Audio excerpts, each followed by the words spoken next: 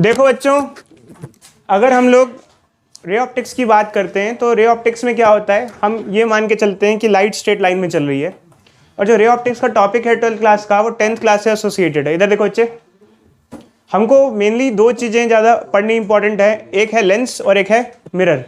Lens जो कि reflection के लॉज पे बेस्ड होता, मिरर जो कि रिफ्लेक्शन के लॉज पे बेस्ड होता है और लेंस जो कि लॉ ऑफ रिफ्रैक्शन पे बेस्ड होता है।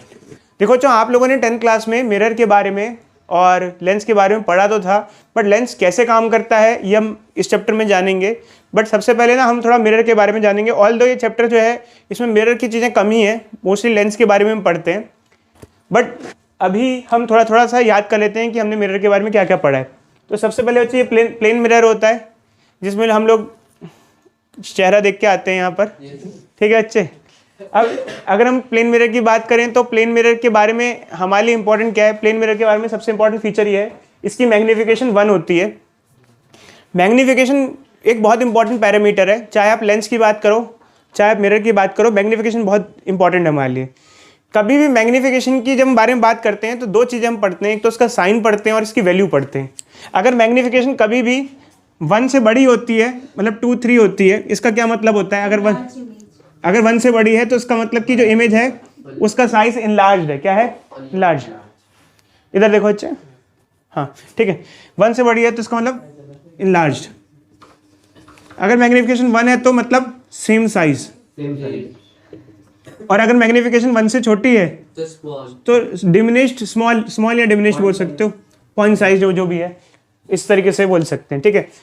बट मैग्नीफिकेशन की अगर हम बारे में बात करें तो सिर्फ वैल्यू नहीं मैटर करती है, साइन भी मैटर करता है। अगर साइन मैग्नीफिकेशन का पॉजिटिव है और नेगेटिव है, इसका भी कुछ ना कुछ रोल होता है।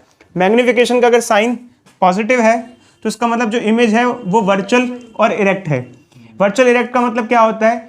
वर्चुअल का मतलब क्या होता है कि जो एक्चुअल में फॉर्म नहीं हो रही है, जो सपोज टू बी फॉर्म हो रही है। अब इसका थोड़ा सा मतलब बता देते हैं। देखो बच्चे, होता क्या है, जब कभी हम लोग लेंस या मिरर के बारे में पढ़ते हैं तो दो टाइप की इमेज होती है, एक होती है रियल इमेज और एक होती है वर्चुअल इमेज। रियल इमेज वो होती है जिसमें एक्चुअल में रेज मीट करती हैं और इमेज फॉर्मेशन होता है, और वर्चुअल इमेज वो होती है जिसमें एक्चुअल में रेज नहीं मिलती, बस हमको दिखता है कि वहाँ इमेज मिल रही है। अब रियल इमेज अगर होती क्या है, रियल इमेज को आप स्क्रीन पे ऑब्टेन कर सकते हो। क्या कर सकते हो? स्क्रीन पे। वर्चुअल इमेज को स्क्रीन पे ऑब्टेन नहीं कर सकते। क्या आप लोगों को थोड़ा सा इसके बारे में नॉलेज है, रियल वर्चुअल के बारे में? अब जैसे मान लो एक एग्जांपल लेते हैं बच्चे, जैसे अगर मान लो आप प्लेन मिरर के सामने खड़े हुए हो तो आपको प्लेन मिरर में अपनी शक्ल तो दिखेगी, बट अगर आप मान लो प्लेन मिरर के बगल में एक सफ़ेद पेपर लेके खड़े हो जाते हो तो उस पर वो इमेज बनती नहीं है, उस पर वो इमेज आपको बनती हुई दिखाई देगी, सिर्फ आपको अपनी आंखों से अपनी इमेज दिखाई देगी। देखो बच्चों, रियल इमेज वो होती है, जैसे मान लो अगर मेरी रियल इमेज बने और अगर मैं वाइट स्क्रीन लेके खड़ा हूँ तो इस पर मेरी इमेज दिखाई देगी। और वर्चुअल इमेज वो होती है जो हमको दिखती तो है बट एक्चुअल में किसी स्क्रीन पे फॉर्म नहीं होती है। देखो, तो जो हमारा प्लेन मिरर होता है उसकी जो इमेज होती है वो वर्चुअल, इरेक्ट और सेम साइज होती है। सेम साइज मतलब कि जितनी साइज का ऑब्जेक्ट होता है उसी साइज की इमेज बनती है, और इसकी मैग्नीफिकेशन +1 होती है क्योंकि वर्चुअल और इरेक्ट इमेज मिलती है हम लोगों को। अब इसके बाद हम लोग कन्वेक्स मिरर और कनकेव मिरर की बात करते हैं। जो कन्वेक्स मिरर होता है वो ऐसा होता है। कन्वेक्स मिरर में जब आप लोगों ने 10th क्लास में केसेस पढ़े थे तो कन्वेक्स मिरर की जो इमेज होती है हमेशा क्या होती है? डिमिनिश्ड होती है, वर्चुअल होती है और इरेक्ट होती है। शायद में भी आपको याद हो, ये होता है, स्मॉल साइज होती है। फिर आता है कनकेव मिरर। अब कनकेव मिरर में क्या होता है बच्चे, जब हम कनकेव मिरर की बात करते हैं तो शायद आपको मे भी याद हो या ना हो, उसमें सारे केसेस पॉसिबल केसेस मिलते हैं। उसके अंदर आपको इमेज रियल इन्वर्टेड भी मिल सकती है, वर्चुअल इरेक्ट भी मिल सकती है, स्मॉल साइज भी मिल सकती है, लार्ज साइज भी मिल सकती है, सेम साइज भी मिल सकती है, सब कुछ पॉसिबल केसेस होते हैं। अब बट इसमें भी ध्यान रखना बच्चे, इसमें एक चीज़ ध्यान रखना कि जो हमारे पास कनकेव मिरर होता है वो उसमें सारे केसेस पॉसिबल होते हैं, जबकि कन्वेक्स मिरर में सारे केसेस पॉसिबल नहीं होते। मतलब कन्वेक्स मिरर में कभी भी आपको रियल इन्वर्टेड इमेज नहीं मिल सकती या इनलार्ज इमेज नहीं मिल सकती है। बट देखो यार, मैं फिर से बोल रहा हूँ, हमारे लिए मिरर इतना इंपॉर्टेंट नहीं है क्योंकि हमसे मिरर के बारे में इतना ज़्यादा डिस्कशन नहीं किया है। देखो अच्छे, जो कन्वेक्स या कनकेव मिरर के यूजेस वगैरह थे वो भी मोस्टली आप लोगों ने अपनी 10th क्लास में पढ़े थे। बट इसमें क्या है, एक दो चीज़ें थोड़ा सा ध्यान रखना। पहाड़ी एरिया में कौन सा मिरर लगाते हैं हम लोग? कन्वेक्स लगाते हैं, कनकेव मिरर लगाते हैं? क्यों लगाते हैं पहाड़ी एरिया में मिरर? कन्वेक्स क्यों लगाते हैं? वेरी गुड बच्चे, बताओ। इसलिए लगाते ताकि सामने से जो गाड़ी आती है वो मिरर में दिख जाए, जो राइट हैंड साइड से। वेरी गुड बच्चे, वेरी गुड। ऐसा बोलो सड़क पे लगानी है कोने पे, वो समझ में आ जाता है बच्चे। दिखता है, वैसे भी दरवाजों पे भी लगी होती है ऐसे करके मिरर। उसको देखो, अगर मैंने बताया उसको समझ में आ गया तो इसका मतलब मैंने सही पूछा है।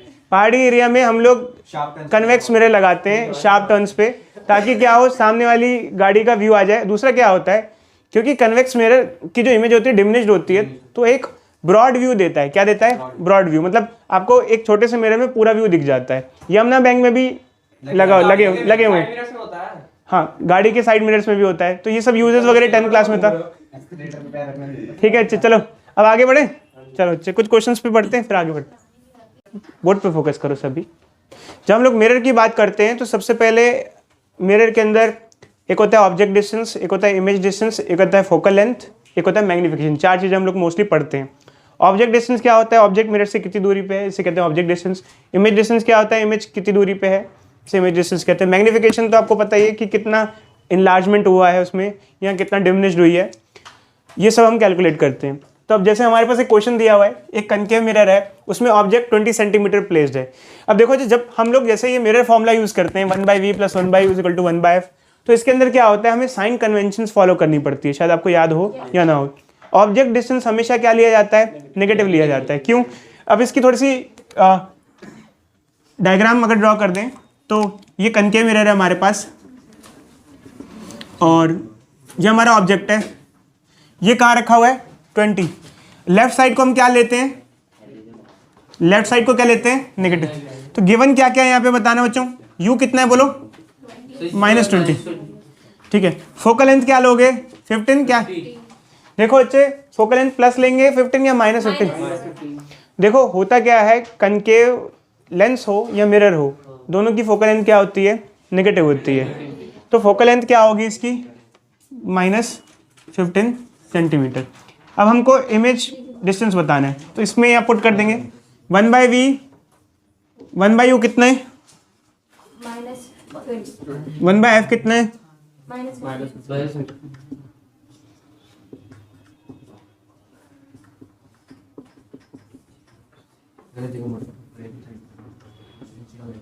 क्या आएगा बच्चे बताओ? -4 + 3 -60। फाइनल इमेज का बनेगी -60। ठीक है बच्चे? ठीक है। हाँ जी सर, सही आ रहा है। कुछ गड़बड़ तो नहीं इसमें? सही है। ठीक है।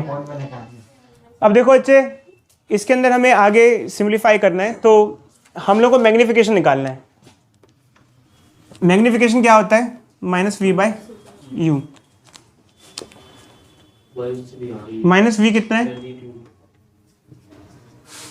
u कितना है? कितना है मैग्निफिकेशन? -3 है। तो इसकी मैग्निफिकेशन -3 आई हमारे पास। मैग्निफिकेशन के बेसिस पे हमको इमेज का फीचर पता चलता है। माइनस का मतलब क्या है? इमेज कैसी है? Real inverted. और 3 का मतलब क्या है? 3 टाइम्स, मतलब 3 टाइम्स इनलार्ज्ड है, 3 गुना इनलार्ज इमेज है। ठीक है, चलो आगे बढ़ते हैं। देखो बच्चों, हमको एक क्वेश्चन दिया हुआ है कि एक ऑब्जेक्ट रखा हुआ है, इधर देखो, एक कनकेव मिरर के सामने, इधर देखो बच्चे, हमको कनकेव मिरर के सामने एक ऑब्जेक्ट रखा हुआ है। इस ऑब्जेक्ट की लेंथ है 5 सेंटीमीटर, और ये ऐसे फिगर के हिसाब से ऑब्जेक्ट रखा हुआ है, और ये जो कनकेव मिरर है इसकी फोकल लेंथ है 10 सेंटीमीटर। अगर साइन यूज करोगे तो क्या आ जाएगा? -10। क्वेश्चन में पूछा गया है कि ये जो इसकी जो इमेज बनेगी उसकी इमेज लेंथ क्या होगी। इमेज हाइट नहीं पूछा, क्या पूछा? Image length. कई बार बच्चे सोचते हैं इमेज हाइट पूछा हो तो हम मैग्निफिकेशन का फॉर्मूला लगा देंगे, बट ऐसा यूज हमें नहीं करना। आओ बच्चे, आओ आओ आओ। अगर आपको इमेज लेंथ निकालनी है तो एक काम करेंगे बच्चे, इसके 2 पॉइंट कंसिडर कर लेंगे, एक पॉइंट ए, एक पॉइंट बी।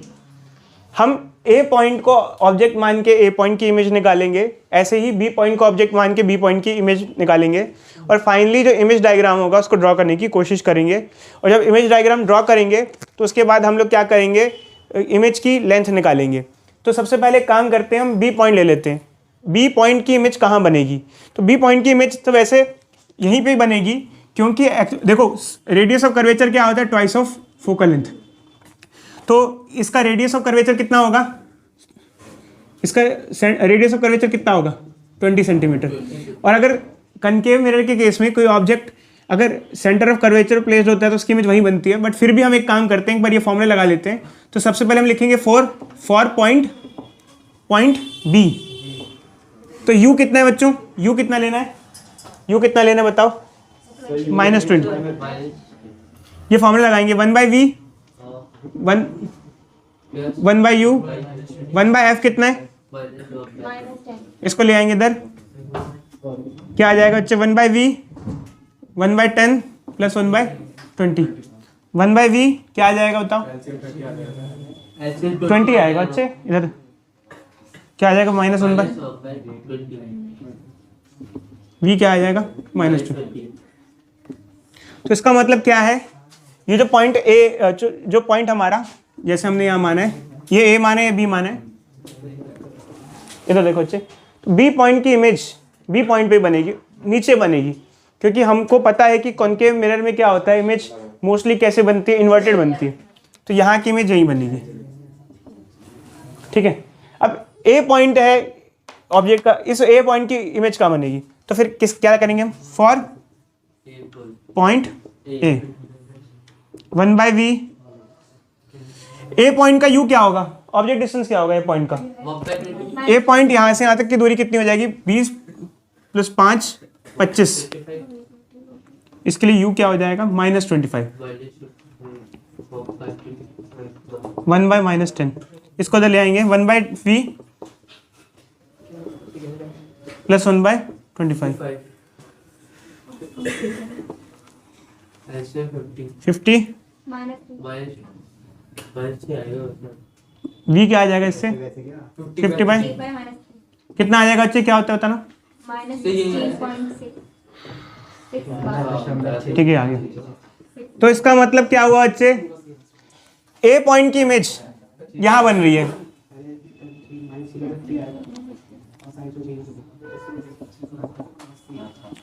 ऐसी। अब ये दूरियां, ये जो डिस्टेंस है सारे लिख देते हैं बच्चे। यहां से यहां तक की दूरी कितनी हुई, बी पॉइंट की इमेज कहां बन रही है 20 सेंटीमीटर, माइनस तो सिर्फ कन्वेंशन के लिए है 20 सेंटीमीटर पे, और इसकी इमेज कहाँ बन रही है 16 सेंटीमीटर में। यहाँ से यहाँ तक कितना हुआ 16.6 सेंटीमीटर। अब ये 16.6 है, ये 20 है, तो ये कितना होगा, ये 20 है, ये 16.6 है, तो ये कितना होगा, इन दोनों को क्या कर देंगे, माइनस कर देंगे। माइनस कर देंगे तो क्या आएगा, ये लेंथ जो होगा वो क्या आ जाएगा 3.34 सेंटीमीटर। समझ में आया बच्चों, कैसे किया हमने, फिगर वगैरह समझ में आई। दिया हुआ है कि एक ऑब्जेक्ट है, बच्चा है, ये फिलहाल मिरर से 50 मीटर की दूरी पे है, ये टुवर्ड्स मिरर मूव कर रहा है और फाइनली अब इसकी पोजीशन 40 मीटर है फ्रॉम मिरर। तो हमें दे रखा है कि ये जो मिरर है इसकी फोकल लेंथ दी हुई है और बोला गया है कि यहाँ से यहाँ तक का डिस्टेंस इसने 2 सेकंड में ट्रैवल किया है। ये पूछा गया एवरेज स्पीड ऑफ इमेज क्या होगा। देखो बच्चे, सबसे पहले हम ये देखते हैं कि एवरेज स्पीड ऑफ ऑब्जेक्ट क्या होगा। एवरेज स्पीड ऑफ ऑब्जेक्ट क्या होता है कि ऑब्जेक्ट ने कितनी दूरी ट्रैवल की है। तो पहले ऑब्जेक्ट यहाँ था, अब यहाँ आ गया, कितना ट्रैवल किया उसने 10 मीटर।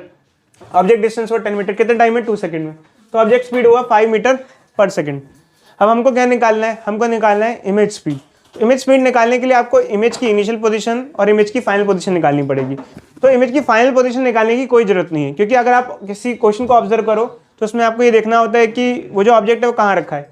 ये जो ऑब्जेक्ट है ये सेंटर ऑफ कर्वेचर पे रखा है। कैसे, फोकल लेंथ कितनी है 20, अगर फोकल लेंथ 20 है तो रेडियस ऑफ कर्वेचर क्या होगा 40।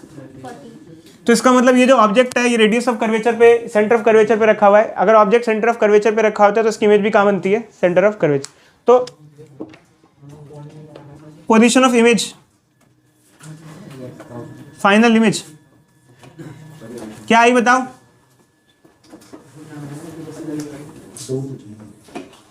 ये आ गया, इस वाले केस का तो आ गया, डायरेक्टली सॉल्व करने की जरूरत नहीं है। अब इनिशियल कंडीशन में निकालते हैं। इनिशियल के लिए क्या लगाएंगे बच्चों, फॉर्मूला लगाएंगे 1/v minus 1/u plus 1/u is equal to 1/f। 1/u कितना है बताओ बच्चे, ये कितना u -50, फोकल लेंथ कितनी है -20, इसको इधर ले आएंगे क्या आएगा,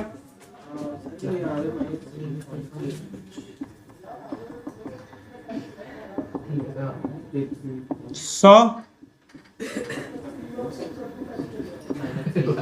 -3/100, v कितना आ जाएगा,